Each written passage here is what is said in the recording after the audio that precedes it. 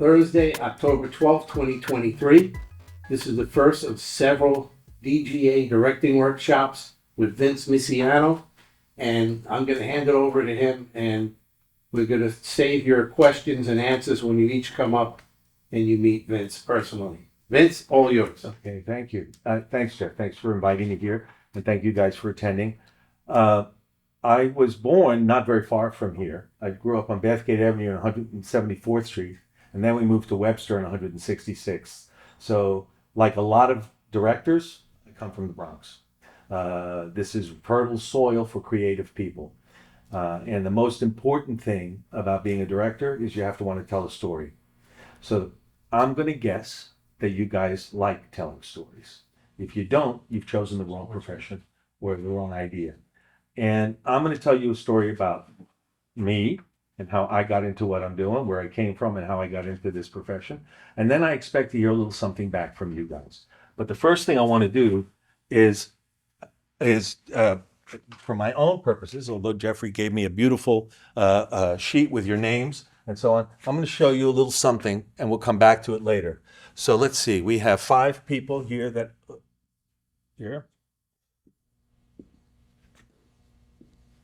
And then there's 3 in that other row there. Right? That's the way that works. And then if you turn around, we've got Jeff and myself over here. All right, give me your names. Your name is? William. So, and next to William here. That's you? Yep. Anthony. Oh, have I got? Yeah, I got it right. A. And next to Anthony? Henry. And in the front row? Shyla, Shyla. Shyla. Good name. Next? And that's Jama. Just one A. I've seen it done with 2. Two on the back. Oh, no, 1 A. Just one A on the back, okay? And lastly? D-A-Y. D-A. V. D-A-Y-M-O-N? V. D-O-N. V as in Victor. Davon. Okay, sorry. You're talking to an old man, and my hearing is not quite what it was, but that's been okay as a director because you're mostly wearing headphones and can crank them up really high. So, all right. Remember that. All right, Davon. All right, so, and this is, or will be, Vince. I misspelled my own name, and Jeff. And you call him what he tells you to call him. I want to call him Jeff. All right. Whenever I'm doing my job, this is the first thing I do with every scene. I figure out where people will be standing, and I draw an overhead, like a floor plan. And that's the way I know the part of the head that extends forward tells me where their face is. And that's the way you lay out every picture in every scene that I've ever done. I go into a set and I draw that. And in this case, I can use it to refer back to because for the moment, I won't remember your names. But there aren't 40 of you here, so I should remember them in an hour or so. All right. Okay, so as I said, I was born in the Bronx. And in my family, the idea that you would do something you enjoyed for a living was not really taken very seriously. They thought you had hobbies and you had a job. Your job was how you made your living, but you didn't necessarily expect to enjoy it. And you had hobbies that you did for pleasure in the meantime.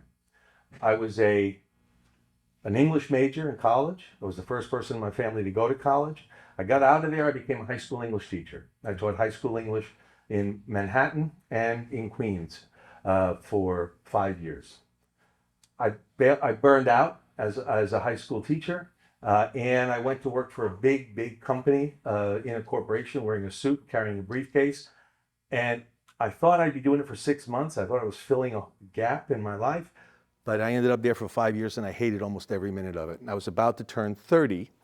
I have a younger brother named Chris, who was determined, and a good friend named Gus. Gus went to Brooklyn College Graduate School in what they called the Media Studies program, which is not a room, they had a studio that wasn't very different from this one. And they had the first portable camcorders, which was a box that you wore on your back that weighed maybe 45 or 50 pounds. Do you remember them? Mm-hmm. And had a big cable coming out of it to a handheld camera. And that was considered a porta-pack in those days. That was portable filmmaking. And the image looked like crap. It was awful. That's how long ago this was. This was 1975, 76. Gus ended up selling a Christmas tree in the parking lot of a diner on Northern Boulevard to a man, and he got into a conversation with him. The guy told him, asked him what he did, and he said he was going to media studies. He said, well, do you want to work as a PA? So he says, I have a television commercial business, and we hire production assistants all the time. Here's my card. He gave Gus the card. Gus went and applied for the job and got a job as a PA. 2 years later, he was a grip. My brother's 4 years younger than Gus and I. When he graduated from Queens College, he became Gus's, he got in the union just like Gus and became a grip. We made a student film that I wrote and directed. I wasn't a student at the time. I was working at this corporation, but I was really interested. We made a student film, and we chose to let it use a friend's farm in Bucks County. His family had a farm. And because we wanted to use the farm, we hired him to be an actor in the movie. And he was my brother's high school classmate. His name was Jerry Seinfeld. So Jerry Seinfeld was in the first sort of short that I ever wrote and directed. When I decided I'd finally had enough of working at a corporation. I hated wearing the suit. I hated carrying the briefcase. I hated coming up out of the same hole in the ground every day, except for 2 weeks a year. I left that job and I became a production assistant. I found work in commercials, working as a PA for $35 a day, getting people their coffee and their bubblegum choice. The first time I worked on one, the producer came to me and she said, I want you to go to everybody on the crew and find out what they like to drink in terms of soft drinks, what they like, what bubblegum brands they like, or if they like mints or anything, because we like to keep a box on the craft service table that has those things in it, and you're going to go get them and make sure you get a receipt. And the first day I did that, I found myself in a candy store on Lexington Avenue, and there was a line of children waiting ahead of me. And when I finally got to the front of the line, thinking, I got to really get back, they're waiting for me, I remembered the receipt, and I looked at the guy at the candy store, and I said, I need a receipt for this. And he looked at me like I was crazy. I bought $15 worth of bubble gum, and I needed a receipt. Anyway, 2 years later, I got into the union as a grip. I worked mainly as a prop man. Grip, we're going to talk a little bit about what these jobs are. I know that you guys know a lot already. One of the things I want to learn is what you do and don't know right now. Some of the territory we'll cover in this class will be redundant, will be things that you already know, but maybe I'll have a little different twist on it than you do. 2 years after I was working as a prop man, I got an opportunity to start designing sets for commercials. And I did that for another year, and then my brother and my friend Gus and I decided we're going to try to step up. And we're going to make spec commercials. We're going to make some make-believe commercials and see if we can find any work as a little production company. And we succeeded. We did test commercials. They used to do test commercials. We used to build the sets ourselves. We would buy short ends and get them from cameramen that we knew. You don't even know what a short end is, do you? In those days, we were shooting on film, 35 millimeter film. And so it came in rolls of 400 foot lengths and 1,000-foot lengths. And if you were shooting a long scene, and the assistant cameraman would keep track of how many feet was left in the magazine, how many feet of film, and it might not be enough. It might be 120 feet. So they would take the 120 feet out and load up a fresh mag so that you'd have enough to do the next take. At the end of the day, you'd have all these little spools of film, and you would sell them to film students cheap, because nobody else wanted to have to change the magazine every 4 minutes.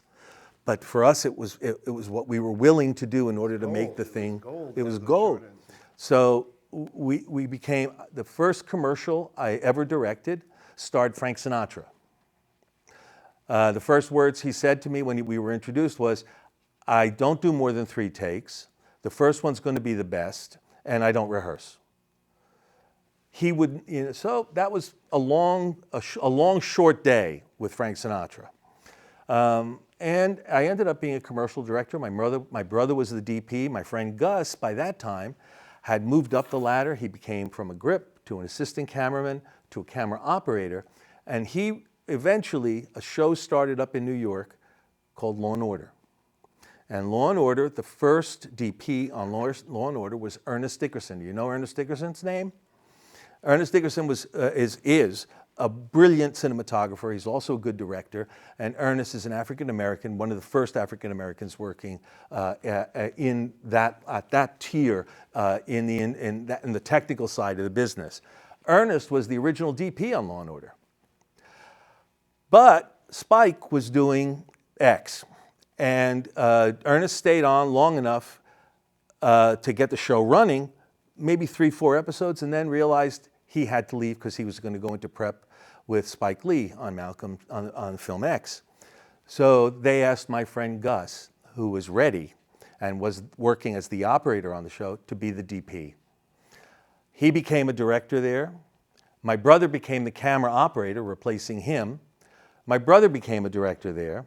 And then the two of them said, I was left doing commercials, and the two of them said, the guy who was the director when we first started out all together was me. Could I come in and shadow the director there and maybe get an opportunity? And that's what happened. I shadowed the director who was the producer-director on the show, and he gave me a shot at directing an episode, and then another one the following year, and then another one the following year. And then he said, goodbye. You have to go now because I want to give lots of people an opportunity to get a break. You have to figure out your next step. And it took a year before I got another episode of television to do. I ended up having a quite busy career. I've directed probably 130, 140 hours of television. I've directed episodes of 46 or 47 different series. And I became the National Vice President of the Directors Guild of America for 3 terms. So there's no reason I should have had the life that I've had. There's no explanation for why a guy, who grows up in the Bronx, comes from this kind of working class family, through a series of accidents, good luck, and enthusiasm, and that's a word I'll come back to, became a director, and a relatively successful one. There are 18,000 members of the Directors Guild of America right now. The majority of them are actually not directors. They're assistant directors and unit production managers and a couple of other things, some PAs. The 8,000 directors who there are mostly don't work. The number of directors who work in a given year is probably less than 2,000. It's a really small club, professional directors, but it's a club that with talent and enthusiasm and passion and determination, you might be able to break into. But here's maybe the most important thing I'm going to say to you today. I only took 2 film courses. When I was working at the corporation, I took a weekend course, 3 weekends, 8-hour days at the New School in Lower Manhattan. And the idea was you were in a class of 18 students, and everybody got to do a 2-hour film. And every student did a different technical task on somebody else's film. One movie you were the grip, the next one you were the gaffer, the next one you were the cameraman, and so on. I took that class, and a couple of years later, when I was working as a prop man, I ran into the professor who taught it on the street. And I walked up and introduced myself, and I said, it's really nice to see you. And he said, oh, you too? You took the course? Yeah. He said, what are you doing now? I said, I'm a prop man. And he paused, and he said, in the film business? And I said, well, I took a film course with you. Why are you surprised I'm working in the film business? He said, well, because everybody who takes the course wants to be a director. You just wanted to be in the business. And that was true. I just wanted to be in the business, and I found a career It ultimately led me to being a director, but the bottom line is I had a job in a business that I loved. Even when I was buying bubble gum for that crew, I knew I was in the right place. When I saw the way people worked together, the way they were a team, the way they collaborated, and that's a very important word, that if you're going to be a director or you're going to be a member of a crew, you have to marry. This is not a business for one person. I take credit for the good work of a lot of other people who are on the cast and crew. So that's my story. That's how I became a director. That's the life I've had. I've done it for about 40 years now. I'm 73. I started, as I said, I started in the film business when I was 30. That was the year I became a PA. And it's worked out okay for me. And one of the reasons I'm here is because Jeffrey is enthusiastic and passionate about what he does, which is to give back to a community of people who have a will to tell stories, and God willing, they have stories to tell. That's another part of what I will try to impart to you, is that think about what's important to you when you're making your films. When you choose and write or get involved, participate in the making of a film, think about the value of that project to you. Now, there are going to be some jobs you're going to do just because it's a job and it's an experience and a learning experience. But if you're making your own films, try to make something that you'll be proud of in the long run. You know, like Cocaine Bear. You know, there are lots of possibilities here, but try to make something you're proud of. That's a very important thing. I think a lot of people just throw stuff up against the wall and hope for the best. Think about it. You have the time and you have the brains to do that. I just want to add, when Michael Chapman was here, the cinematographer who worked with Gordon Willis on The Godfather, I asked him, did you know that The Godfather would become the #2 film on the American Film Institute list of all-time great films? And he looked at me and he said, no. He says, we knew we were all at the top of our game, what we were doing, but we had no idea it would become a classic. Sometimes you don't know, you know? So your student films now, you could be just like Spike's first film, Joe's Bed-Stuy Barbershop. You could win an Oscar for it. You don't know. And it's a good introduction to meet them. Yeah. And by the way, in the order we're going to go in is going to be Jamal, Davon, William, and then Henry. So you're each going to get a chance to take the director's chair in a moment. And Jamal's first. I'm ready now. Step up, young man. And Henry, during the break, we got a folder for you. If you can grab one of these up here, thank you. Sure, absolutely. You have a chair for it? Good.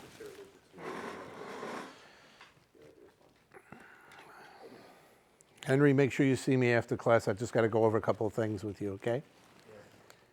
By the way, while we're setting up, did anybody get a barbershop? I forgot to ask the 10 class during the club meeting. Anyone have a barbershop for Henry? Henry, we're going to have to hit the streets of the Bronx soon if no one comes up with one. The student who wanted to give you one was not in class today, but I think we can get you a barbershop. Does Henry need a haircut?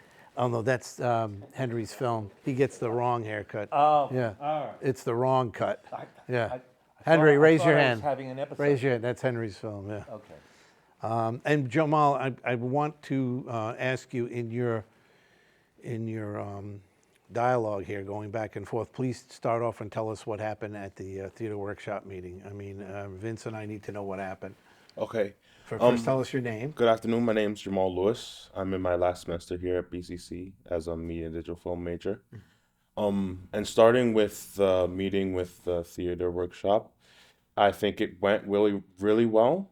The participants, the students in there seemed really enthusiastic about being able to participate in an opportunity like this. The one conflict there that came about was the timing, because they, as a club, they do meet from 12 to 2. And I wasn't sure exactly. They said it's fine for them to participate as long as it doesn't impede on their club hours. Yeah, and we weren't planning to do those workshops during club hours. We were going to do it between 2 and 4. But we can talk about that later. So it's a possibility. And then also we can always bring it back to the club for actors. Yeah, I mean, casting, as I think I said before you even started the program, casting is the single most important thing that will impact the quality of your film. You can see sometimes you'll watch television and you'll see a scene that's beautifully shot, and there's an extra in the back who keeps looking at the camera, and it takes you completely out of the movie. And if you have a bad actor, you're not going to be a good director. So that you're going to need to find. So we're going to need to find a way to solve the time problem.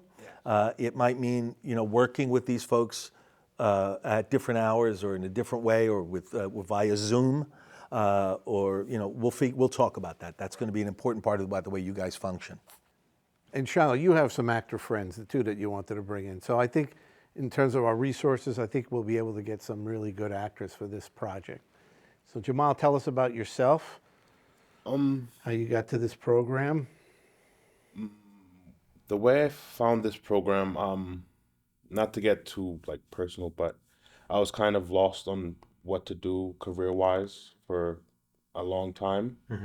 And I'm always, I love video games. I'm always playing video games. I'm watching YouTube videos, content about making video games or playing video games. And the content creation side of it really drew me in, and I kind of wanted to know more and how like what goes on behind the scenes for like for example like esports organizations when their teams are competing or like when their teams are practicing, they have video like documentaries of everything that goes on, and like that kind of drew me into these different teams, and I wanted to be a part of that and like kind of figure out how it works, and that's what led me to the program, and here I am.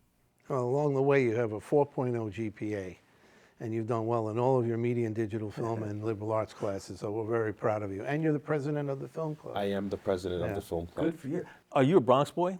Yes, I am a Bronx boy. Okay, then there's hope. Then I'm hopeful. The Bronx is like this is fertile soil for creative people. It would seem that way. Tell Vince your elevator pitch. You're not going up to the Empire State Building, 100th floor. Give him your 30-second pitch. Okay, of so your the working student film, title for your my thesis film. for my student film is A Big Day. It deals with a teenage girl named Nicole dealing with she's trying to pass police academy exam to honor her late father, but she ends up failing, and she has to think to herself as to whether or not she wants to continue down the path that she's continuing on, and why it is that she wants to do so, whether or not she In a thinks 5-minute film. To be shown at the DGA Theater in June of 2024. God willing. yes. God Well, willing. thank you, Jamal. Round of applause for Jamal. Thank you. Come on up, Davon. You're next. And again, these short meet and greets are so important, especially since we're going to spend a few Thursdays in here with you guys directing scenes and having Vince be your mentor. So it's good he gets a chance to meet you like this. I wish we could have done it on Arthur Avenue at a nice bar restaurant, or even Nancy's bar in Manhattan where she works, but that didn't work out. Okay, Davon, say your first last name. Hi, my name is Devon Melendez. I'm a student at the media production program at Bronx Community College, and this is my last semester. Great. Are you a Bronx native as well, David? Yes, sir. God bless you. Speak up if you would, just a little bit. Okay. Davon, tell us a little bit about what you've done in the past, your background in film and TV and photography, and where you see yourself going when you leave the school. Yeah, so pretty much it all started where I applied for this film high school. Originally, I wanted to be an actor. I did theater for 2 years. Kind of got bored with that, and I wanted to know what's it like to be behind the camera. So like how to, what's it like being a director, cinematographer, screenwriter, and all the above.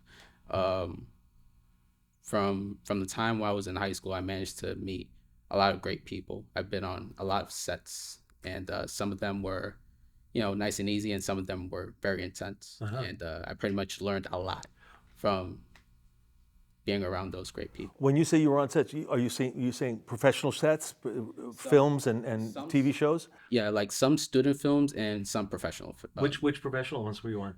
It was a Netflix series. I forgot what the name is called, but yeah, but it was a long time ago. It was like when I was in the 11th grade. Yeah, cool. but yeah, but going forward, yeah, I've been on some sets. And the path that I want to pursue more is screenwriting, because I like to read a lot, and I like the craft of just trying to tell a story, you know, for people that are in the same situation as me, and for the community that I'm in. So, Davon, this is your elevator pitch. You got 30 seconds. Your short version of what your thesis film is about. So the thesis film is called My Brother's Keeper. So basically, what My Brother's Keeper is about, it's a story about a man that's feeling grievance about his brother being in jail.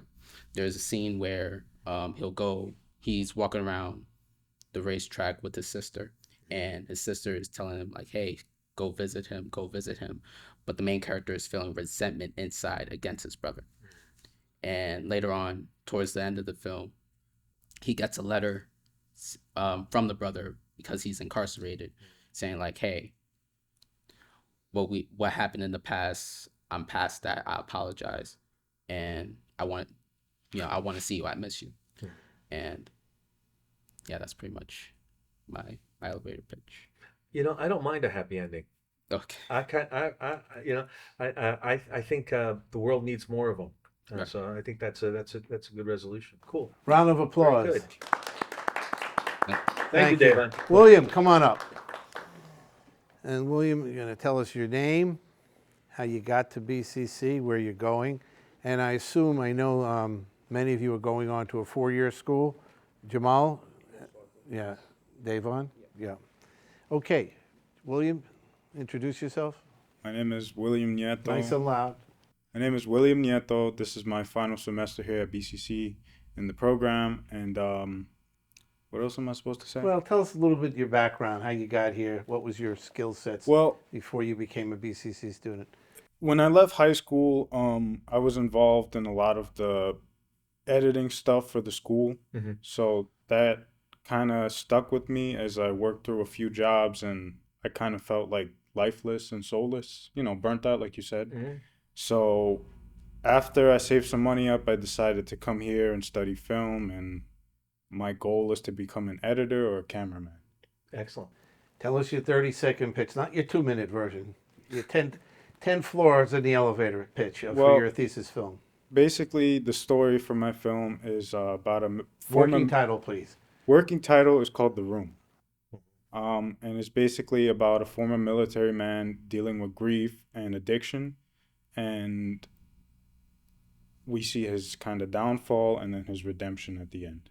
Happy ending, like you said. And you're going to shoot it all in the Bronx, correct? Yes. Okay. That's the plan. Round of applause. Thank you, William.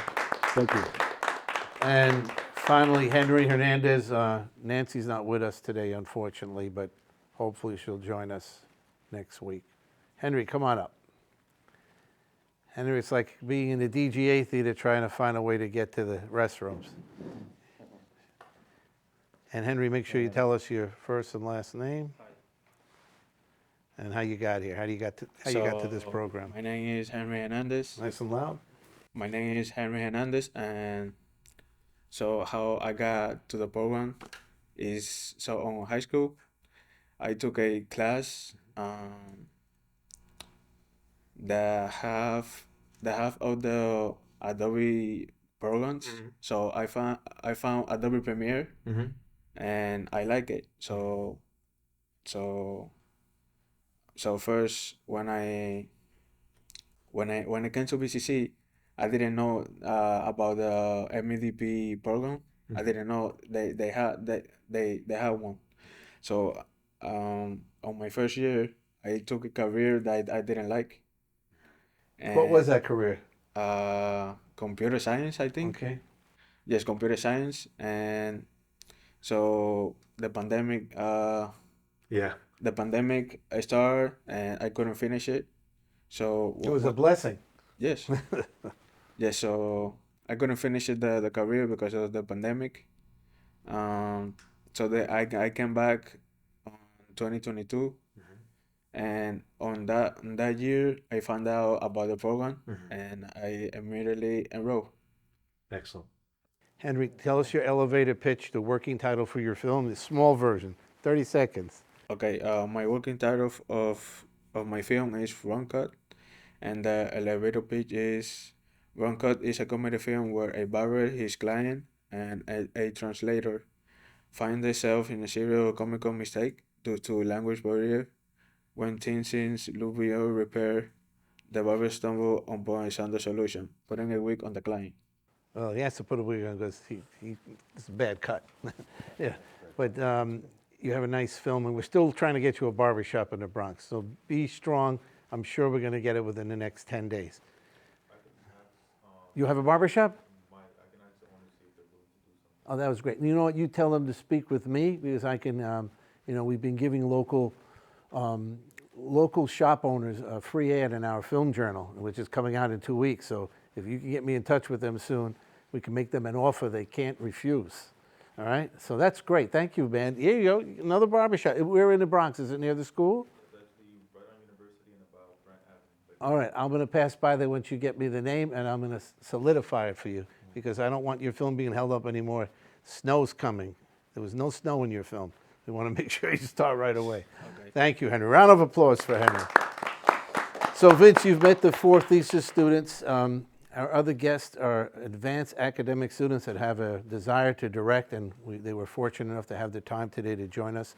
And I'm happy that Anthony and Shyla are here because they're wonderful students, and they're like, where's Waldo? Whenever you need them, they're right around the corner. So thank you for coming. The interesting thing about Davon having taken acting classes is that my advice to all of you is to at least audit, sit in on, or participate in an acting class. Because one of the most useful skills you can have, as far as I can see from this vantage point in life, is to be a good actor. When I said when I was talking about myself that the most important thing in the film business, getting into the film business and succeeding in the film business, is enthusiasm. Now, not every day and every project is going to get you naturally enthusiastic. Unfortunately, if you don't act enthusiastic, you won't be invited back the next day.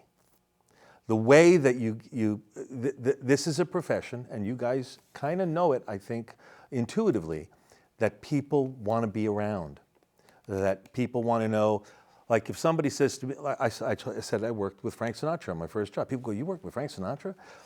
Now when I tell people I did this TV series called Medium, and we were casting for a 16-year-old girl, and I had 3 perfectly good choices at the end of the casting session. Very professional, very good. This was in Los Angeles. And there was one girl who hadn't shown up. She was a little late. And there's traffic in LA. And I said, well, maybe we should wait. And we waited 10 minutes and she still wasn't there. We said, okay, we've got enough choices. We'll go now. And the door opened up and she came and she said, I'm so sorry. Can I audition? And we said, kind of out of courtesy, yeah, I felt like I already had 3 good choices, but I didn't want this girl to have come all this way and not get to audition. So she read the part one time. We said, thank you. She left the room, and I turned to the casting director and I said, get her before she gets to the elevator, because if she gets on the elevator, she won't be available for this project. That was Jennifer Lawrence. That girl, she had a gift, but she still has that gift. She's a brilliant actress, and she acted like she wanted the part. That's the first most important thing. She begged to be allowed to audition. This is a kid who had all the talent in the world and has this brilliant career, but we all act every day. And in a business that requires your enthusiasm, your passion, your commitment, and your body, because the average work day on a film set is 12 to 14 hours. That's normal. That's if everything went well. You're going to be working 12 to 14 hours. You start your week, it's like being in the circus. We're going to talk about that. You guys were given a folder. Yeah, Vince, I'm going to give you one because Okay. Vince is going to tell you what's in there. And we actually arranged each folder the way Vince has it stacked now, so Right. as he speaks about the materials, they're all in the same order. Don't mix them up. To those of you who write or who are going to be writing your film, I wanted you to see what a script looks like. And what I want to do is to tell you the story of what happens when you show up on a job. You get hired to do a job, to direct an episode of television. The two scripts that I'm giving you are from a show that's on the air right now called Chicago PD. You probably know the show. You may have seen it. Once we have Wi-Fi or an ability to do it, I'll show you some scenes. But what I wanted to do is give you the script. The first thing that happens when you show up on a given project is, if you're lucky, you're handed the script. If you're not lucky, the minimum that they give you, I think we have it, is the script outline. It should be in there. I hope it's in there. I don't see it. Let's see. Maybe it's missing. Does anybody have something called an outline in their Wow, in their we package? might have not put it in. Okay. My bad. It may not be there. I'm going to All I show have you is what I have the teaser, that's it. Oh, no, I do No, have you it. do. Yeah, That's the okay, outline. yeah. It's not in mine. Okay, Do take you, it out. You guys have this? Crystal, come up and get a packet for Anthony and Jaquan. You got it? It says outline. But basically, this is how a script starts in a writer's room. Let's talk a little bit about before the director gets there. I'm committed to dealing with the directing thing, but it's great to know what happens. Writers sit in a room, and somebody has an idea. They say, we're going to do a show about a murder or a drug kingpin. That's what this one is. House of Cards is about a drug kingpin and an informant. And then the writers all talk, it's assigned to whoever pitched it. So you guys all did a pitch right now. So if the showrunner, the lead writer, and the executive producer says, you know what? I like that idea. Anybody have any problems with that pitch? We're going to go with your pitch. So you're in charge of that. You're going to do the outline. So the outline gets written. You break down the outline on a whiteboard. You go into a writer's room in California in an episodic television, there's a whiteboard, and they break down things, and they say, what's going to happen now? What happens next? What happens next? What happens next? And then you go away, and you're required to write this. This is basically your script with no dialogue. This is what happens with no dialogue. And so this reads like a short novel, like a short story. And this will be then discussed by the writers between them.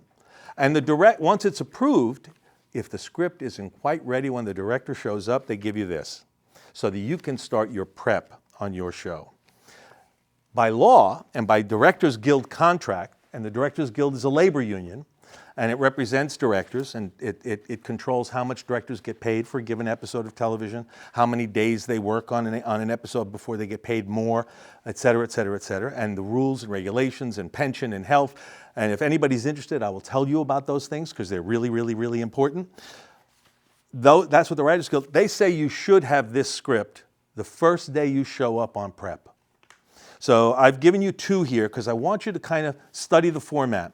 And before we're done with the 4 or 5 classes, however many we do of these, I'm going to pull scenes out of these scripts and ask you to direct them. I've already directed them, but I want to see you direct them. In the studio. And what I don't want you to do is go look up the episode on television and watch it. I don't want you to see what I did. I want you to read the page, break it down, understand the entire script, and then shoot the scene. All right? Now, the scenes that I choose will somewhat be based on how many actors we have available to us. Because some of the scenes on a lot of these things are 2 or 3 players. But some of them are more, and they're more complicated to shoot. And it would be a good exercise for you guys to figure out how to shoot a scene with a number of people in it. Vince, could you give them a sample of just a simple scene with 2 or 3 actors? Just give them an idea of what the scene would entail, where the location would be. Just an idea. Okay, so let's do this. I won't pull one of them out of here. I want you to take these and read them, and kind of familiarize yourself with them, and then you're going to get surprised by which one I pick for you to do. All right, that's the way this will work. But what happens is you'll get a scene. let me move past you for a Okay. second. I'll circle back. So you've got your script now. You've read your script, and you have an assistant director assigned to you, and you sit down with the assistant director, and his job or her job is to come up with this. And what this is every scene in the episode broken down by location and actor availability. Like if you're shooting a police procedural, and one of the locations is you have to shoot in a hospital. You want all the scenes in the episode that are shot in the hospital to be in the same day on the schedule. You understand? So that you're not going back and forth to the hospital. What that means is the director and the actors have to be prepared always to shoot out of sequence. You're not always shooting the first scene of your show, your movie first.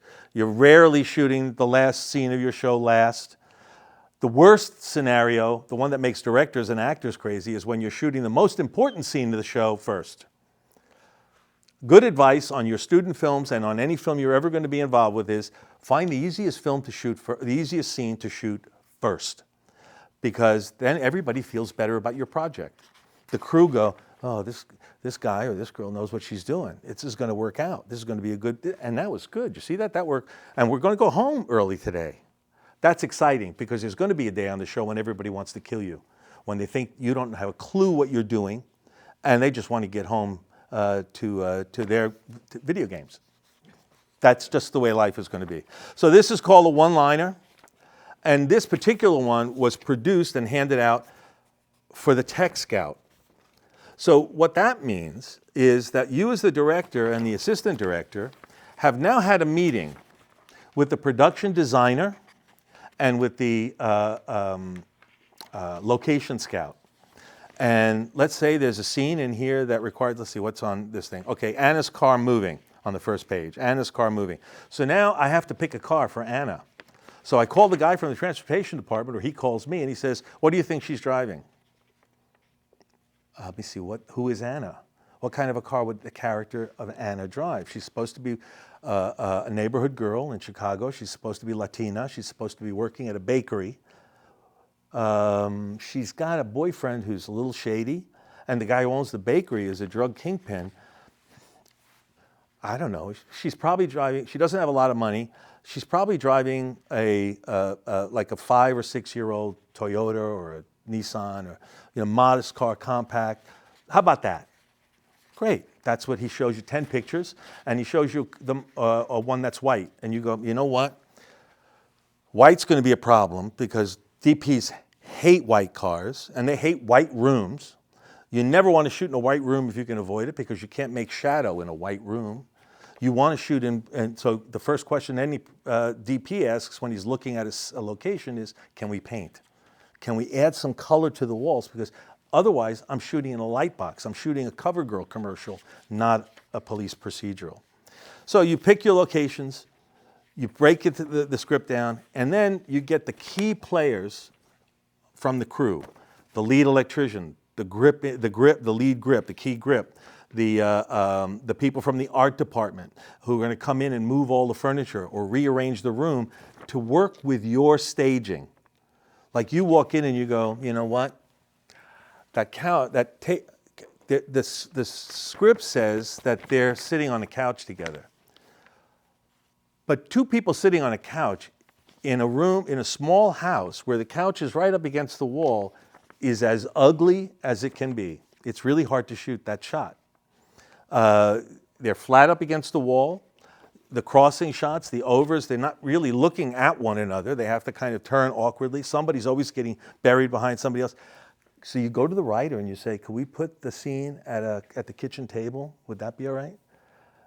And you ask and you plead and you beg and you try to explain that technically it would be much better if that's what happened. And also, the other thing that happens when it's at the kitchen table is he can get up and go over to the refrigerator and get a beer. And he can come back and he can say, what do you want? Now, if the camera's over there and the refrigerator's over there and the actor is over here and the other actor is here, he's moving now to and from. So it's one lighting setup, but you've got motion in the scene. You've got something that's happening, and he could maybe, if he's mad at the other guy, he can stand up now, and it's perfectly reasonable. Never sit down, and he can lean over. And now, what scene is that? Somewhere in here, there's a scene where they're interrogating a witness. That's the same thing that's going to happen in an interrogation scene. You don't want everybody sitting down every minute of it if you can avoid it, but you also don't want people going to every part of the room, because everywhere they go, you have to light them. So you try to invent staging and blocking and to encourage scene changes that makes it possible for you to shoot the scene efficiently. Now, one of the things that you could do here that happens on Law & Order all the time is a scene that may have been written for an interior location, you move it outside. I've shot, I guess, 12 or so episodes altogether of all the various Law & Order shows, and every third episode I shot had a college student at Columbia being asked about a murder. So you end up on the campus, and you're outdoors. I don't know how the cops found this kid jogging in Central Park or at the campus, but nobody ever says why. Nobody ever questions it, and you can shoot that scene very efficiently. Or you can have two people who are discussing the case walking. And so you're just tracking along with them, and they're doing the scene, they're playing the scene, and eventually one of them gets angry and they stop and turn, and now you fall into just forth and back, into overs, and you've staged a scene that you can shoot economically in available light outdoors.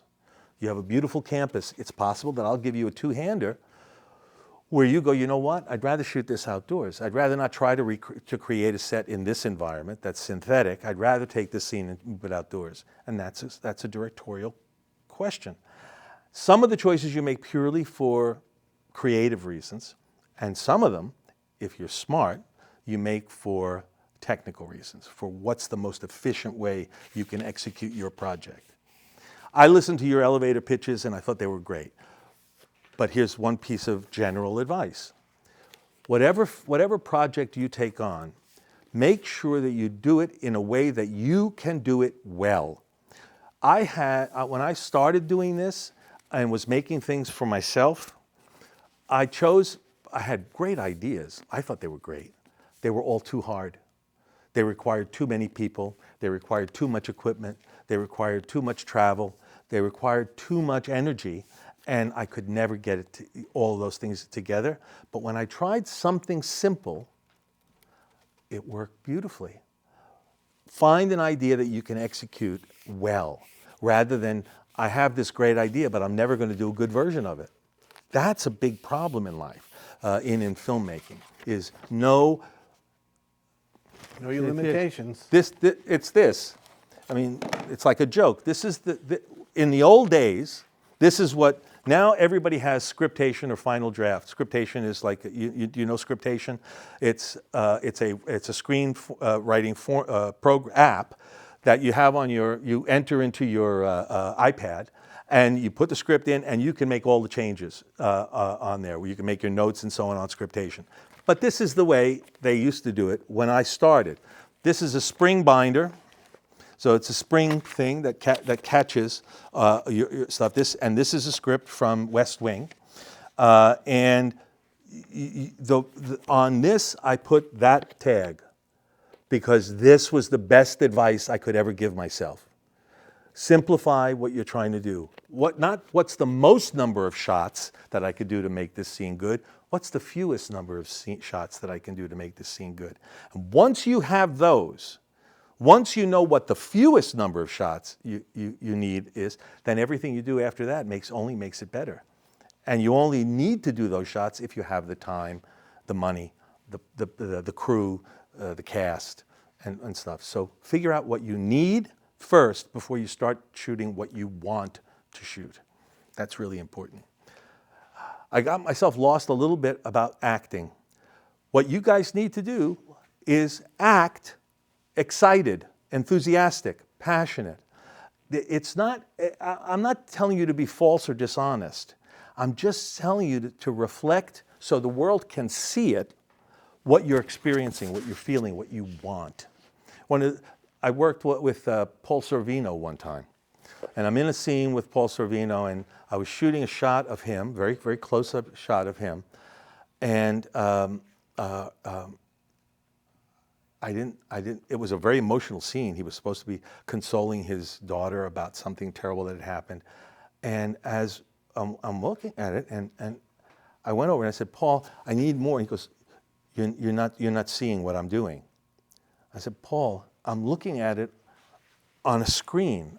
It's as if I'm this far away from you. I'm not seeing it. Now, sometimes the director can be fooled. But sometimes the actor thinks they're doing something that they're not doing. And that's something that the director, you're the first audience for this performance. You're the first people seeing it, and you have to be honest about how you relate to it, how you react to it. This is another thing. Who was it who said they wanted to be an editor? Was that who? That was you. The thing that's interesting in editing, when you shoot Law and Order, the original Law and Order, you're always shooting in courtrooms, right? So you had extras, usually extras, in the jury box, and extras don't often. They're just sitting there. They don't know what they don't know what to do necessarily. But you want to cut to the jury. How do you cut to the jury? Most of the times in the editing room, what I learned is when the director said cut, keep the camera rolling. And that's when you're going to use the jury shots, because what will happen is everybody sitting in that chair will do that, will start to rock, and they'll turn and look at one another, because you can't cut to something if it's not moving, if it's not informing the action. So if the juror looks over at the witness, that means something. And then they look back at the guy who is the accused after the witness, and you would be stitching in little pieces, creating a performance out of that knowledge, that you need people to move. Eventually, what you end up doing, if you get as old and crabby as I am, is you set a camera up on the jury, or 2 or 3 cameras up on the jury, and you say to them, okay, look to your left. You look at him now, and yeah, that's right. And you would do exactly that, and that's what's going to be in the movie. And when you see it, it looks like, holy shit, Dave Vaughn is like having an affair with Shyla, and they've been meeting after the thing, discussing the case, which the lawyer told them they're not allowed to do. You invent a whole story out of that little exchange of looks that you just did. So, and that's what I mean by economizing. I used to sit and wait for them to kind of do it. But the best thing to do is if you need something, ask for it, and it'll happen. All right, so you've got your script, you've got your tech scout, you've chosen your locations. We'll talk a little bit in another class about what makes one location better than another, what you look for in a location, how you do the scouting. Pull this out now.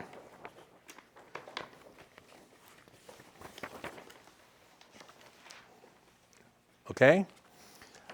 This is a call sheet. This is the masterpiece of a talented first assistant director. This has, if you kind of open it up and you look at the other 2 pages, this has on this page the names and the jobs of every person working on this one episode on this one day. So you look at all these names, you go, who the hell are these people? Some of them are the actors, but the rest of them are the technicians. So look at the various titles, job descriptions. Production. So on the production team, that category, you've got the director, you've got the producer, you've got the AD team.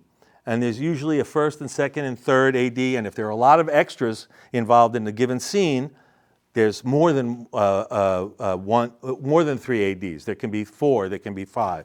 And there are going to be some PAs on here. The key set PA, and then a bunch more set PAs, and again, depending on how many extras there are going to be a lot of PAs.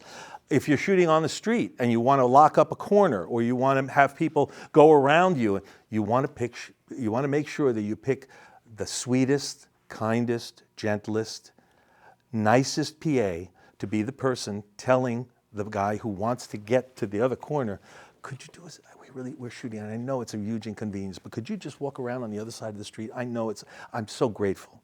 That's the person you want doing it, not the kid who's going, hey, go the other way. You don't want that kid because then that guy starts yelling from across the street, get the fuck out of my neighborhood. I live here. You don't want that kid. You want the nicest kid. So that's your set PAs. You go on down through here and you get to the script supervisor. The script supervisor has an interesting job. She or he, traditionally it was a job that women did on the set. And now there are both men and women. And some of them are becoming directors because they work very closely with the director. The script supervisor goes through the script and makes sure that the things in it make sense, that the continuity is correct, that if it says somebody is left-handed, and then later in the story it turns out that they pick up a gun with their right hand, either that's on purpose and it means something in terms of the plot, or it's a mistake. So that's part of what they do. They also time the script. Unlike movies or Netflix, streaming services, these are broadcast shows. So what you'll see in the script that you're reading and what you'll see on network television is a 1-hour show is actually 42 minutes and 11 seconds. Exactly. And so, it has commercial breaks 5 times. So every time you go to commercial, you as the director know that you have to do something that keeps the audience's interest, that there's a little climax of some kind. And that's what happens. That's the writer's job. It's also the director's job.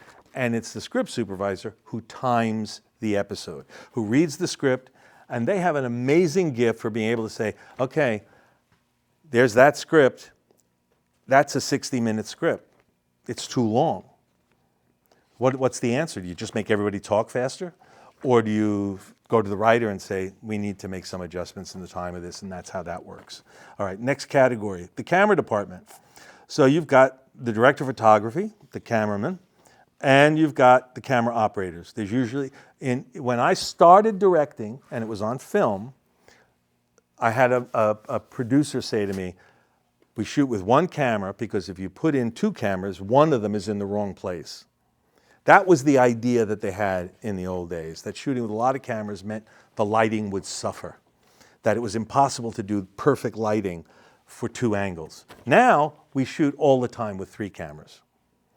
Almost every show being made now shoots with 3 cameras full time.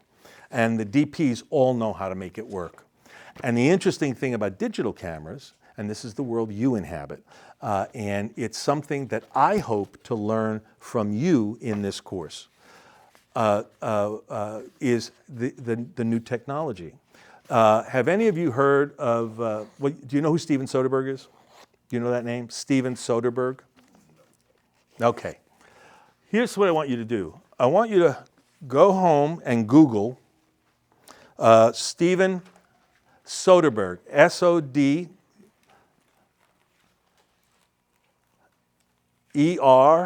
Soderbergh, and sometimes I see it spelled with an H at the end, and sometimes I see it just spelled with And a G. by the way, you probably have seen Traffic or Ocean's 11. I mean, he's a very big, director. really talented director. Soderbergh. If you go that far, Steven Soderbergh, you'll get it. And then look for the trailer. See, so what you're going to Google is Steven Soderbergh, High Flying Bird. High Flying Bird. So Steven Soderbergh made his first film was an independent film. He made it when he was a very young guy, and it was a movie called Sex, Lies, and Videotape. And it became like an indie classic. It became like so highly regarded that he ended up having this enormous career where he makes movies like Ocean's 11 or Traffic, which are big studio films, and he makes small art films that he likes to make, that he loves to make. Well, High Flying Bird is one of 2 feature films that he made in 2018. They're feature films, and they were shot on an iPhone 7. Look at High Flying Bird and say to yourself, he shot that with an iPhone? With an iPhone 7? Holy crap. It's a terrific film. You can't find it on most of the streaming services, but you can find the trailer. And watch the trailer, and you'll see how good a film you can make, good looking a film you can make with an iPhone. And I mean, now there's an $80 million movie called The Creator. Have you heard this film? About this film? Yeah. It's about to be released. It was shot on Sony FX3s, I believe, which are it's less than $4,000 for that camera. They shot an $80 million film with those cameras. So one of the things about the digital technology is you can do a lot of magic on Adobe, on After Effects or DaVinci or these things. These things didn't exist when I started out. You'd have the DP going to the sessions with the colorist to pray that it was going to look like what they thought it was going to look like. Now, I mean, I made an investment recently. I bought the new iPhone. 15. The 15 Pro Max, please. And on that one, you take a photograph and you decide after you took the photograph what's in focus. You can focus, you've got all the information in the camera already. You say, I want to focus on the foreground, let the background go soft, or the reverse. This is crazy, but it's also the world that you guys will inhabit. And I'm hoping to learn something about it from you. Because I'm not finished making films, but now I'm at a point in my life where I'm thinking, I want to take my own advice to you. I want to find out what film do I want to make. Not to make it for a job, but what story do I really want to tell? All right, so let's keep going in here. So you've got this entire camera crew working. Now they're doing digital management rather than cutting film and humping film to the lab. Now you move down to the electric department. The electricians that's very physical work. The electricians create light. That's what they do. They pour light onto a set, into an environment, and they work closely with the grips, which is probably the next category. Yes, it is. What the grips do, the grips are a little more versatile. They're not always plugging things in. Sometimes they're moving the camera. They work with the dollies, and they are always with the camera operator, even if the camera operator is shooting handheld or with a steady cam. They build sets. The grips build the walls that then get skinned and painted and covered on a studio build. It's a grip and a carpenter that put the walls up. But grips also, yes? What Best Boy do? Best Boy? Okay, Best Boy is the top electrician is the gaffer. They call that a gaffer. And the next one under him is the Best Boy. And there's a Best Boy grip. So there's a key grip, that's the boss, and then there's the Best Boy grip, that's his second in command. So the Best Boy is usually the second electric, the next in the thing. By the way, they call girls best boys. Yeah, it's no matter whether it's a girl or a boy, it's the Best Boy. And gaffer comes from fishing. Fishing boats have these long poles with a hook on the end that they use to pull up the nets, and those are called gaffing hooks.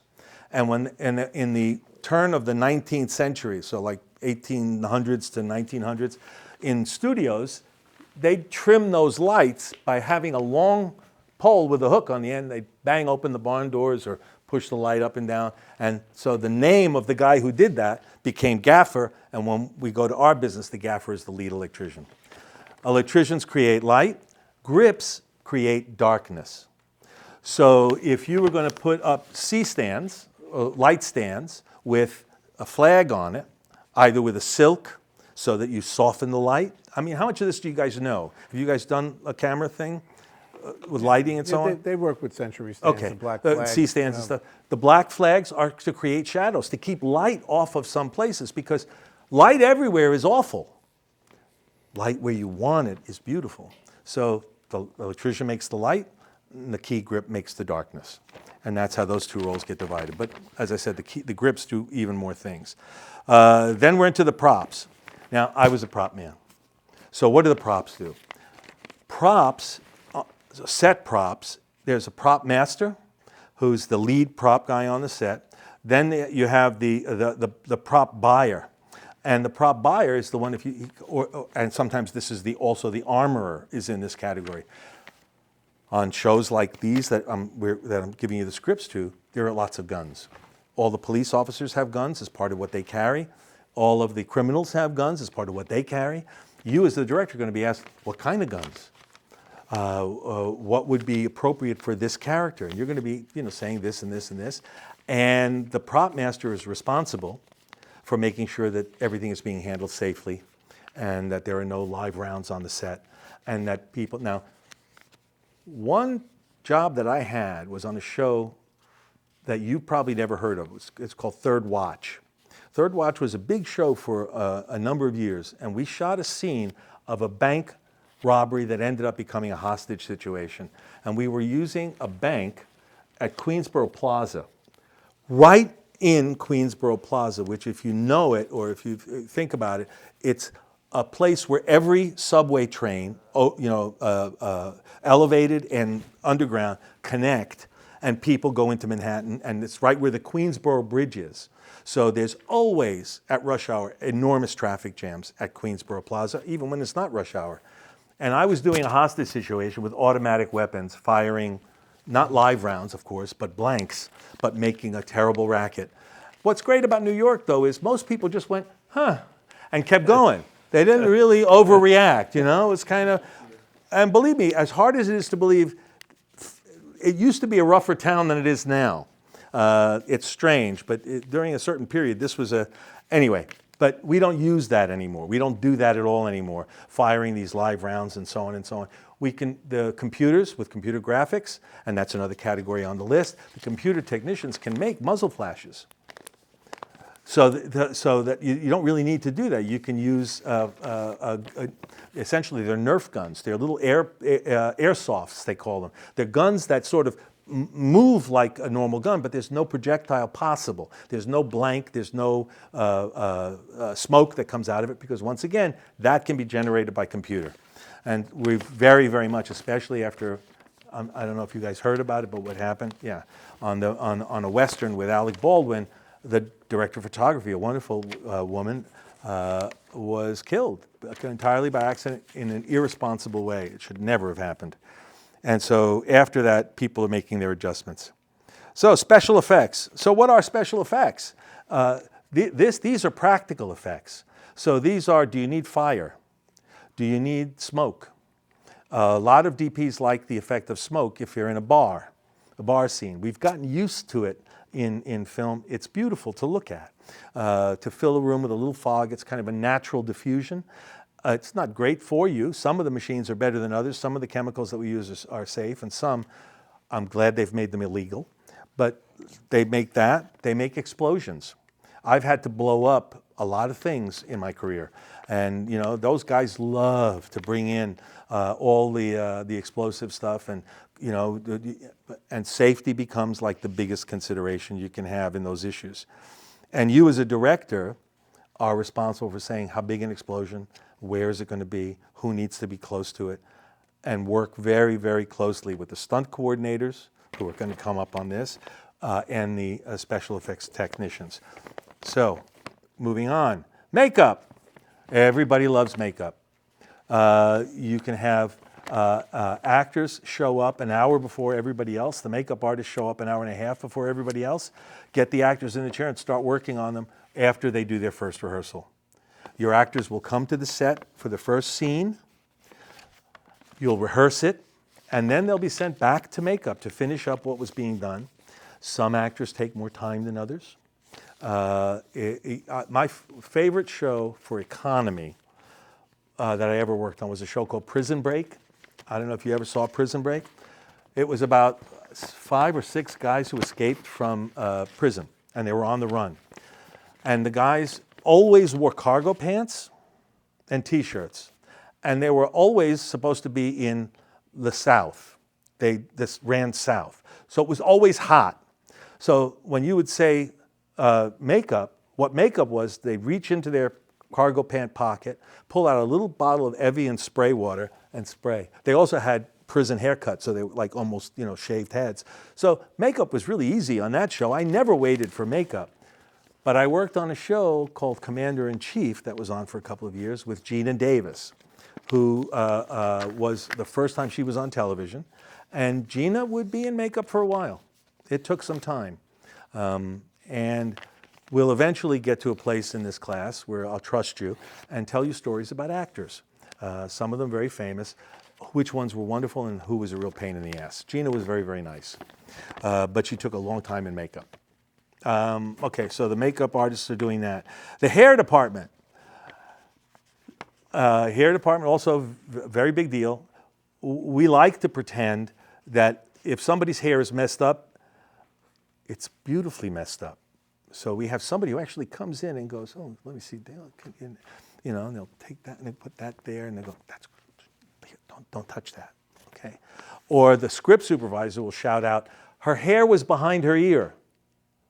And the hair person has to run in and put her hair behind her ear and spray it so that it stays there for one goddamn take, you know, because they keep touching it. And that's a battle that you'll fight. I worked on the first season of Blacklist. You ever watch Blacklist? There's a young woman on Blacklist that I had worked with before. She's one of the stars of the show, and she's very talented and very, very pretty. And she had a pixie haircut, like this real short haircut. But when she came onto the set, she had a longer hair. And I'd known her with a pixie cut. And the first time I saw her on this set, she had longer hair. But every day we were waiting. Where is she? What's going on? I mean, I'm ready to shoot. We're all lit. We're ready to go. Where is she? It's the wig. What wig? Well, she wears a wig in the show. Did she lose her hair or something? Why is she wearing a wig in the show? She's a beautiful girl. She has this little pixie haircut. It's great. Well, we sold the show. This is what I was told. We sold the show in foreign sales to China. And in China, the men don't like women with short hair. So part of the deal was she has to wear the wig. Interesting little fact about like the business. It is show business. You know, everybody needs to make a living off of this. These things cost a lot of money to make. They want their money back. So that was one of the ways that that happened. So hair is responsible for that. Costume. Well, you know what that's about. Costume designer reads, and let me say this at this point. Everybody who reads the script that you've got in your hand, every member in every category of this roster reads it differently. They each read it looking for what they're going to do, what their problems are, what obstacles they're going to have to overcome, what challenges this is. The only one, in my opinion, who reads it trying to figure out what everybody's problems are going to be is the director. And so you'll get asked 100 questions by every category asking you, what about this? What about that? Are you going to see this? Are you going to see that? You're going to read the script and you're going to know the script better than the person who wrote it because they saw it in their head. And anything is possible in your head. But you have to put it on a stage and photograph it. You have to put it in life. And maybe the day that he said the sun is shining, it's snowing. What are you going to do? You have to figure out how to make it work. And so you're reading it very differently from the way they read it. All right. So the costumers look at the character description and they try to figure out what's appropriate for this character. You're going to have the same challenge in each of your films. I assume nobody's going to be naked in your movies. So you have to decide what they're wearing. And you have to decide if it's the right thing for the character, whether it improves the story or works against the story you're trying to tell. All these things matter. And the interesting thing, my wife is a psychiatrist. She was a child psychiatrist. She was the chief of service at Bronx Children's Psychiatric Hospital for years. And I would come home and I would say, oh God, how was your day, honey? I had a rough day. I'd say, you know, this one actress wanted to wear this gown that had, I'm gonna tell the truth, it had too much cleavage. And she's supposed to be the chief of police in the town, and it was inappropriate. And trying to negotiate carefully how to sort of talk to the costume person and say, could we put a pin in the back that can pull this up? Just give me an inch less of that, because it just doesn't feel right. That's the kind of thing and the kind of cooperation and the kind of character choice. Everything in the script is a choice. I tried to explain that to my wife. She goes, why do you care about this? I said, because somebody has to decide, and it turns out it's me. or you, if you're going to direct the thing, you have to make the decision. You try to make it without breaking the heart of the performer. When you get, you're going to get 60% of the time, you're going to get great help from everybody around. The hardest thing you do as a director is deciding what's the other 40% and how to reject it kindly and earnest and carefully so you don't hurt anybody's feelings. All right. What's the next category on here? Which one? Art department. So that's the department I was in. So the art department is going to dress every set. You have set dressers. That's the people who carry furniture in and out of a set. That's the people who, if you decide, you know what, I need to turn the camera around, so we need to clear those cameras out of the background so I can put our cameras there. So all the furniture has to leave the room, and sometimes you're in very tight quarters, and it's an art form. Where do you store? How do you pack? How do you load or unload a truck? All those things are critical, and making sure that everything you need on a given day is there. And they also carry stuff, God bless them, to fix problems that come up in passing. Like if the DP says, I need a light there, and that light is an HMI light that has a ballast, which is a big box, electrical box, like a transformer, and it's going to be there. I need something to cover that up. So you have to have the art department have like a palm tree, if you're shooting in Florida, or a garbage can that can look like it belongs to the neighborhood, and so on, to cover up problems that that are being seen. So the art department includes the production designer, the scenic artists who paint and refresh the rooms, all the set dressers who bring the furniture to and fro, and the set decorator who is choosing the furniture the same way the costume designer is choosing the costume.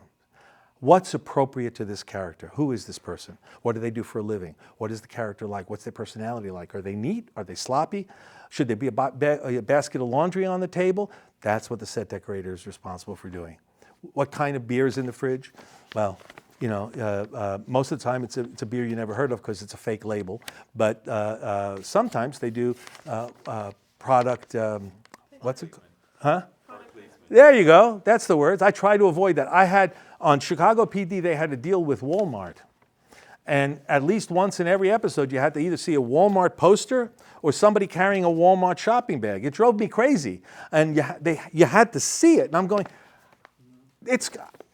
how am I doing that? I'm compromising it, but you do it, and it goes by. And you remember who's paying the bills.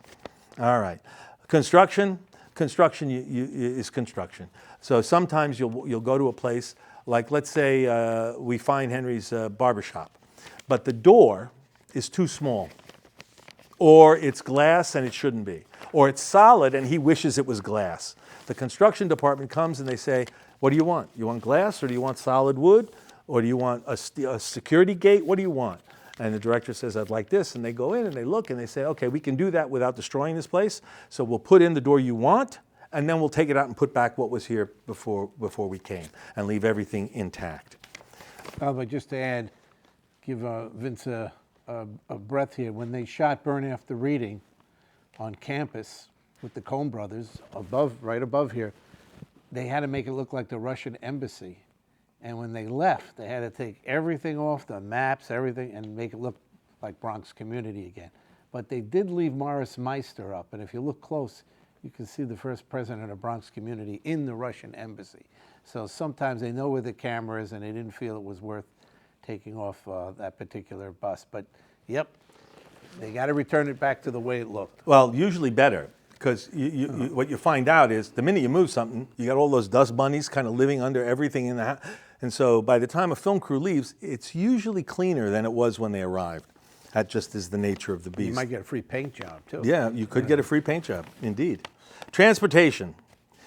So I was telling Jeffrey that a couple of months ago, I was asked to go talk about creativity as a concept at a U.S. naval base, where they had officers, colonels and up, colonels and generals from 13 countries who were in the U.S. for a month-long training period to talk about leadership and to make connections with one another and to figure.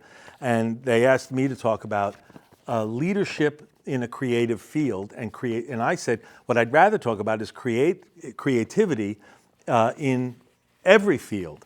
That this is basically military.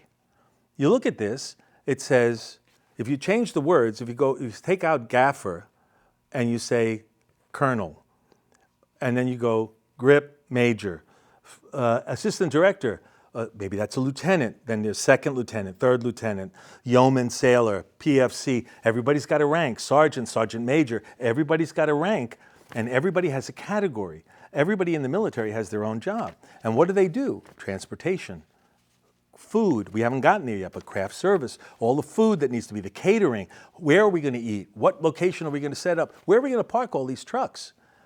You know, you've got 3 city blocks of trucks on a normal show, maybe sometimes more, which is something else we'll talk about eventually, because we don't need all that stuff. That's what shooting with an FX3 with a camera like that one, instead of shooting with the mile long. Now, I'm not saying they're not better, they are, but they're much more cumbersome, and you need 40 people to move them. He did that all by himself. Amazing. So, that takes us through then picture cars. You've got all the transportation, because that includes everybody, all the Teamsters who get all the actors, all the extras, and they move them from one place to another. If the company has to move several times during the course of a day, that's part of your budget, and they need all the vehicles available to do that with. Then you get into picture cars, which obviously means the cars that you're seeing on camera. And so, like on a show like Chicago PD, every character has a car, and they usually have 2 of them. The reason you have 2 is so you can do camera mounts permanently on one, and you can do the driving shots with that car, with the people in them. And then you have one that has nothing on it, and those are the ones you see the car moving, so you don't see all the mounts on the car. So you'll carry all of those vehicles, and if it says that the big bad guy is driving a Corvette, there's his Corvette. And if it says he's going to crash his Corvette, oh gee, now we have to find one that's drivable, and we have to find one that we buy that barely runs, that we can crash, that doesn't cost an arm and a leg.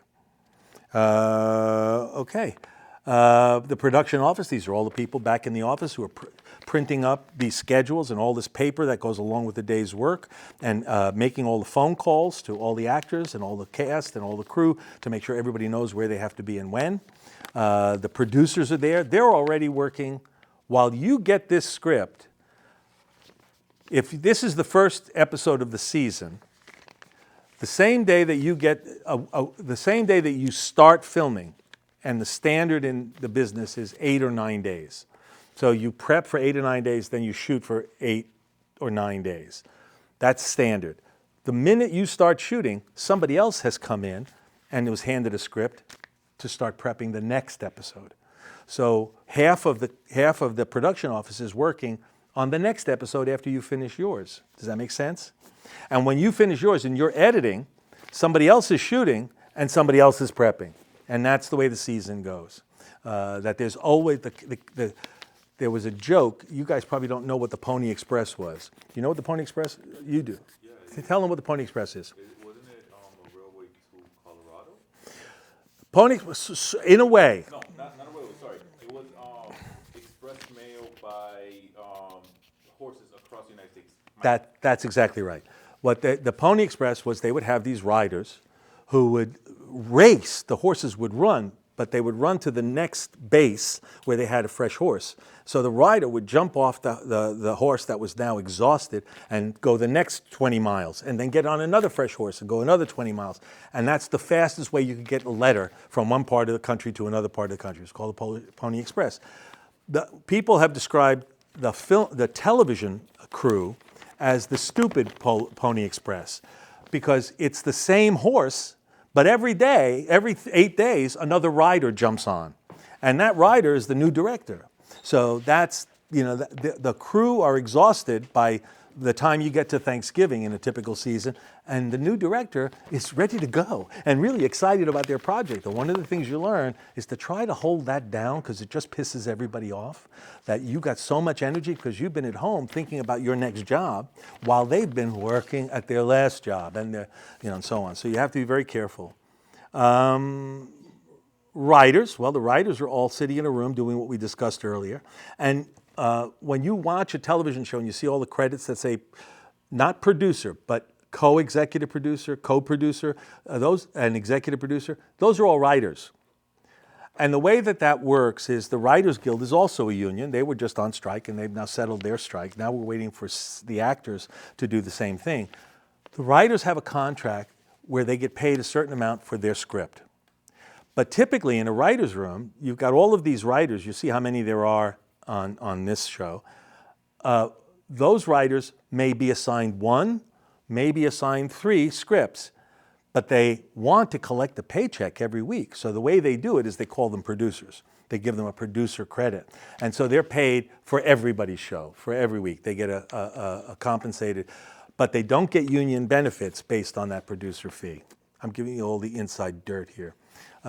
Support staff, catering, casting. Yeah. So if that's the case, so they're not part of the producer, at least the Producers Guild of America. Typically, no. The Producers Guild are actually doing real producing, which really means, like, if you see that just line producer or producer, that typically means the person who's basically hiring the crew, negotiating with them about hours, how much equipment they need on a given day. Like, if I'll read a scene in the script, there may be some, 1 or 2 in the scripts that I've given you, but in the clips that we will someday watch, you'll see I've asked for a crane. When you ask for a crane, now you've doubled the size of the grip crew because it's a big beast. Like a telescoping crane. You have all the weights, it comes in its own truck. It comes with technicians from the rental house that calibrate and balance everything, the gyroscopes that are in the head, and so on and so on. If you ask for the crane, you've now increased the size and the expense, the cost of the crew. The producer has to sign off on that. And the producer is the one who calls the director, by the way, the line producer or the actual producer, calls up the director, by the way, and goes, Vince, it's 3:47, and the day has to end at 4. What scene are you on? Well, I'm on the last scene. How far into the last scene are you? Well, I'm close. How close are you, Vince? Are you going to finish you have to finish by 4. So then you say, well, we had a problem. The truck got a flat tire. We've been sitting here for an hour and a half waiting for the truck to arrive.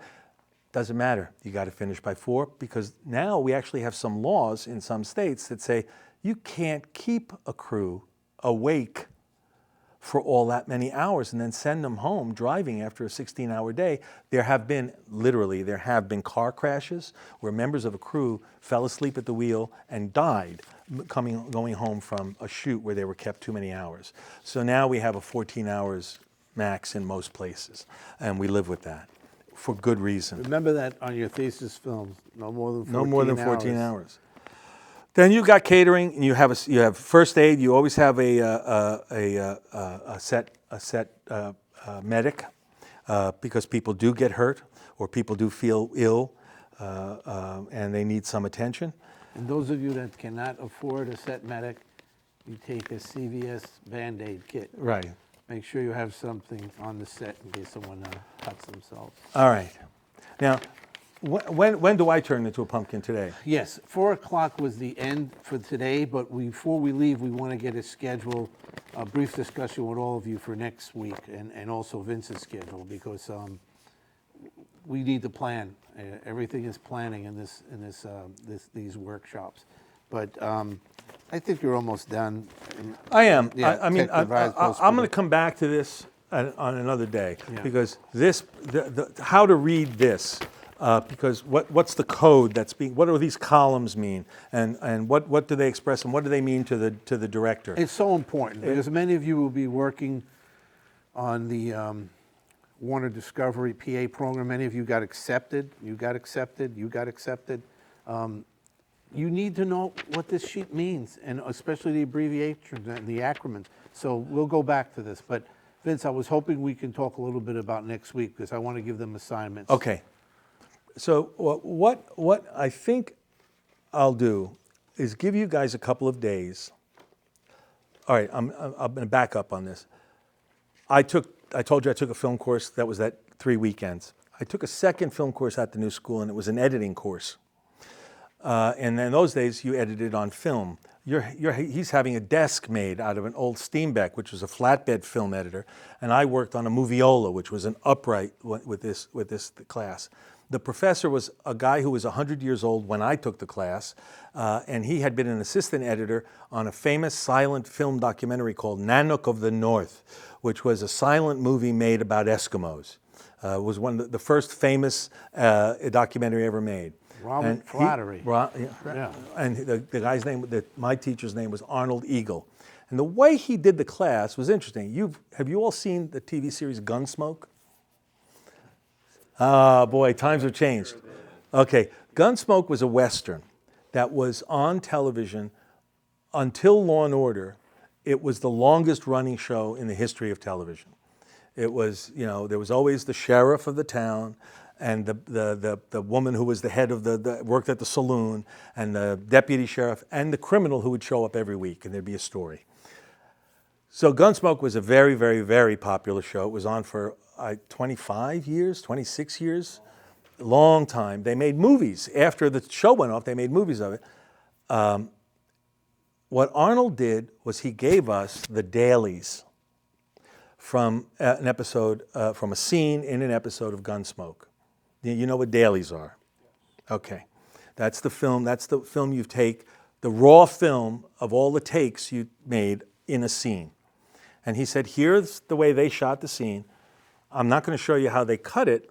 I want you to edit this material. So we all had copies of the dailies for that show and edited it, and it was great. That's what I'm trying to duplicate here. I'm giving you a scene, and I'm telling you I want you to figure out how to shoot it. We're going to talk it through. And so what I would say in terms of your schedule is that assume that you're going to get a scene with 2 or 3 people in it. I'll send it to you in the next couple of days. I'll either send them to you and you'll email them on to the guys. Yep. You figure out how you want to approach it. Maybe I'll send you 2 so you can choose between them. It'd be interesting to see whether everybody goes for the same scene. I won't give you anything too complicated, but I want you then, you're going to have to cast it. You're going to have to choose a location for it. You're going to have to choose blocking for it, a staging and a choreography for it, and what act, and you're going to have to cast it. So if I say to you, you're going to need, it's a 2-hander and you need a man and a woman, or you need 2 guys and a girl, or you need 3 guys, now you're going to have to cast that. And we can start talking about how to do that.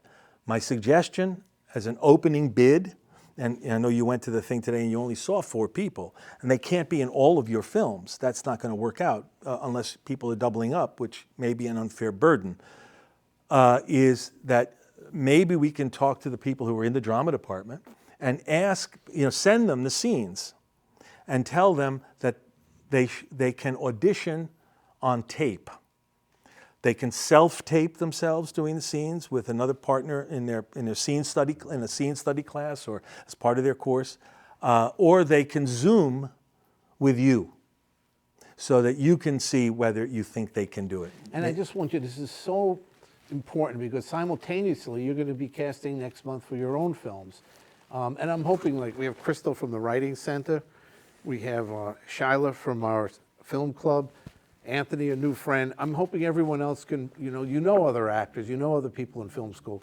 But I was hoping, Vince, if at all possible, to do an in-person casting session. And Vince goes to these casting sessions quite often. He can be a big help for you now before you go on Zoom with your backstage actors. Can we plan to cast next Thursday? Or is that too premature? You guys are going to have to, because I don't know what success you're going to have reaching out to the actors. So if they're willing to self-tape, if they're willing to take the scene that you send them and say, I'd like to try this and I got a friend that can read the lines off stage.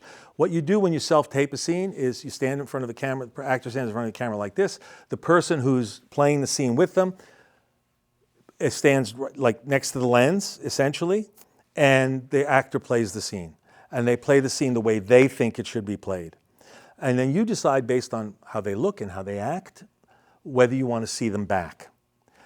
if you want to see them, if you have, God, I hope you guys have choices, but if you have a few people to choose from and you want to see them in person to see if they can really take direction and so on, then maybe that becomes like the third class we do. Third, okay. You know, so that you have a couple of little time in between to kind of find people. If you fail, to look a little harder, line people up, and then have them come in for a casting. And we can talk in that casting session, what we call a callback. We can talk a little bit about blocking, staging, and so on, so that you're rehearsed. And then I would like you to follow this model. In your packet, you've got storyboards. We're going to talk a little bit the next time I see you about how storyboards become, the ones I've given you are the most interesting ones. They're the ones for big action scenes.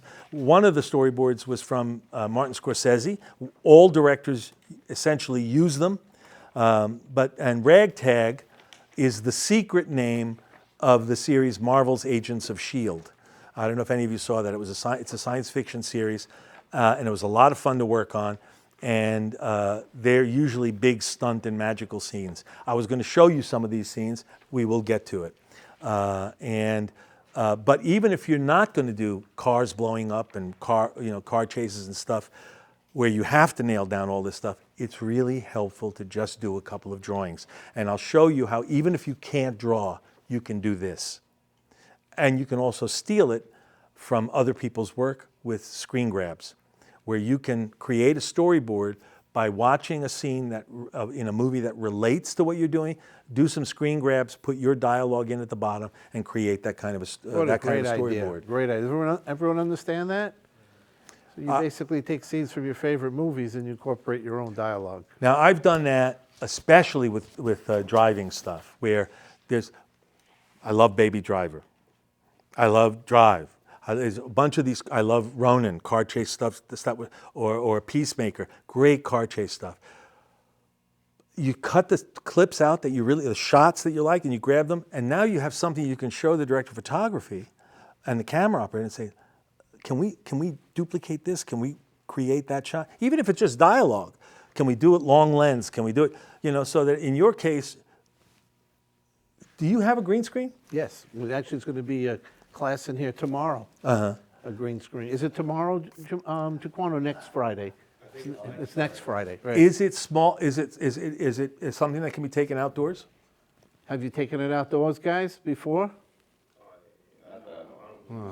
How big is it? From that curtain to me. So it's a drape. Yeah. It's a drape. Okay.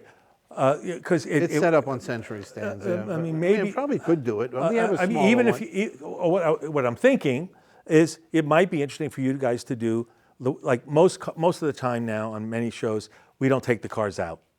We just don't take them out to drive because it's a big deal. You have to have police cars, keeping everybody else away. The person can't drive themselves. It's safety issues. Most of the time, what you're looking at is green screen. The actors are sitting in a car in a studio or outdoors, usually outdoors, and the green screen is out the side, and you just have some plates that you shoot from a moving window, and that's what you add into the background. And you have somebody with a flag waving it in front of the light to make it look, or a branch, making it look like it's going, it's changing the lighting in the car. Anyway, there are all kinds of things that are in your future and that it would be great for you to have a taste of them and to experiment with, so if it comes up in your work. But again, I'm not going to tell you to do anything that defeats the word on that case, simplify. So I'm not telling you to go do green screen special effects shots first up. I think you're best off not doing that. All right. So next week, we'll get IT down here at the beginning of the week. Do you think next Thursday we could show clips? I mean, I'd love them to see some of the As work. soon as I can get the stuff off the iPad, as soon as I can get the internet to feed the iPad, I was not able to do that. If we can get a little better internet service and we have the way to, I don't know, did anybody learn anything by going next door? Were you able to get the feed working next door?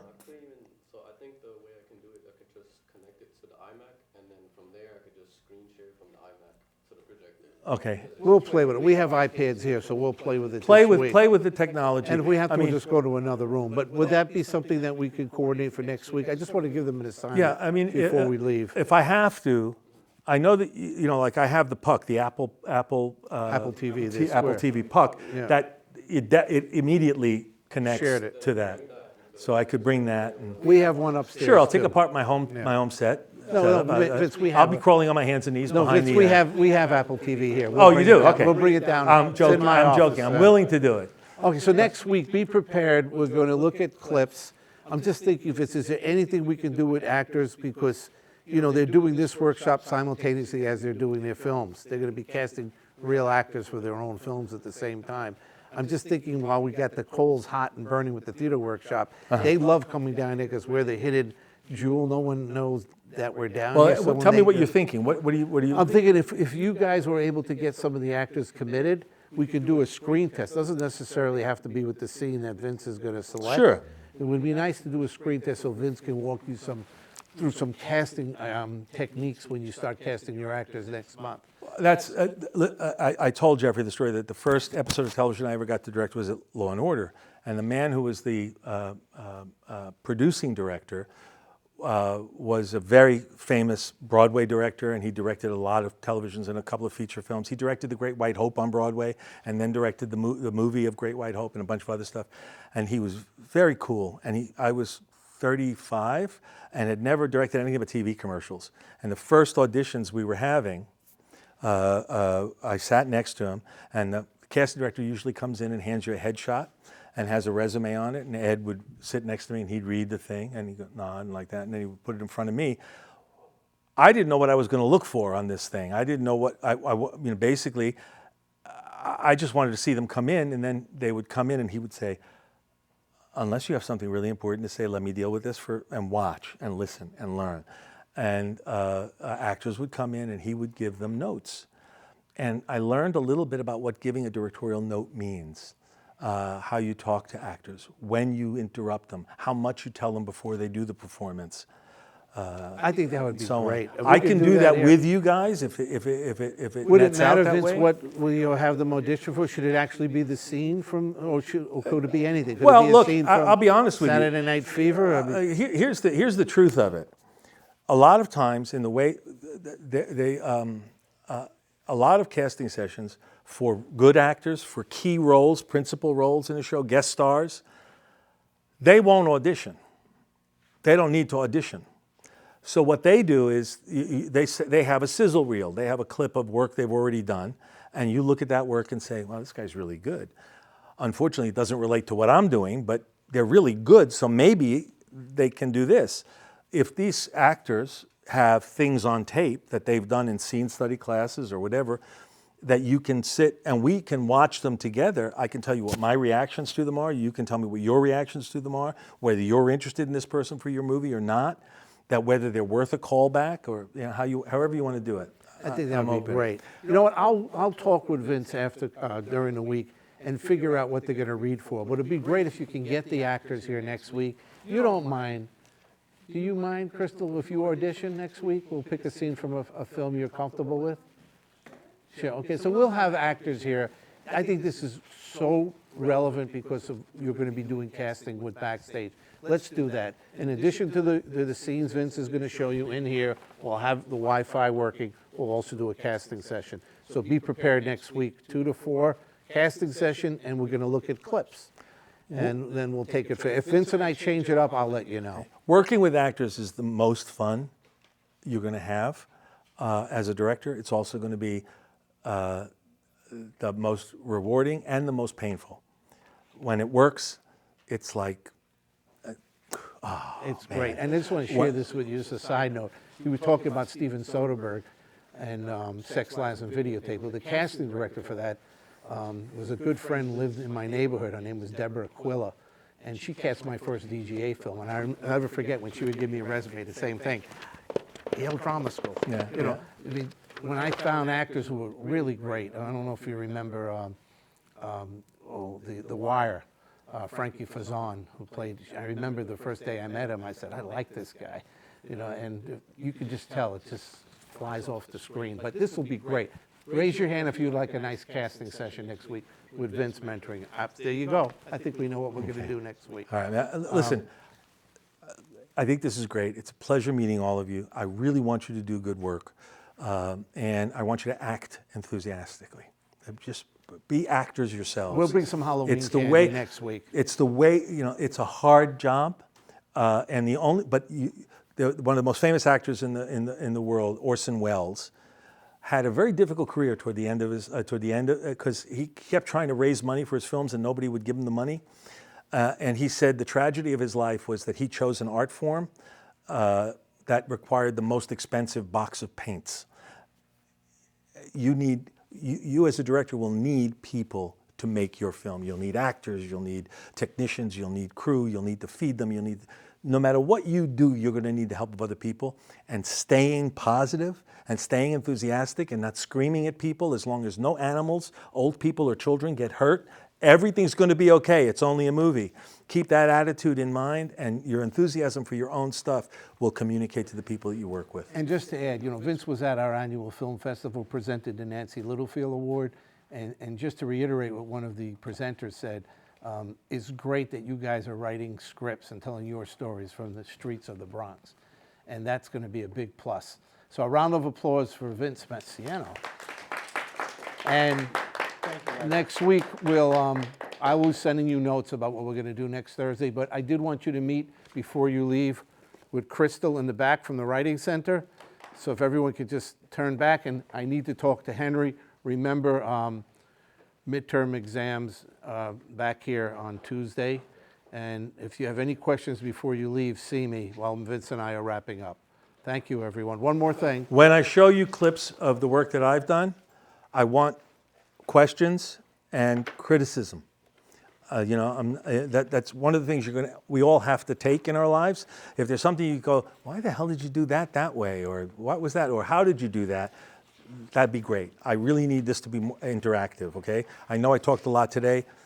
I hope not to have to talk this much in the remaining ones that we do. I'm going to ask all of that you guys next week, do it. bring back these folders, because we're going to be talking about it. I know there's a lot of stuff, but just have it. Just don't carry it Monday to Wednesday, but bring it in on Thursday. And it'll really help you if you read those scripts in the next couple of days, so that when you get the scene, you know which script it refers Yeah, to. and they're easy scripts to read. You can do it while you're watching a basketball game, or in some of your cases, you could do it while you're just after you do a math assignment. It's nice to read a script.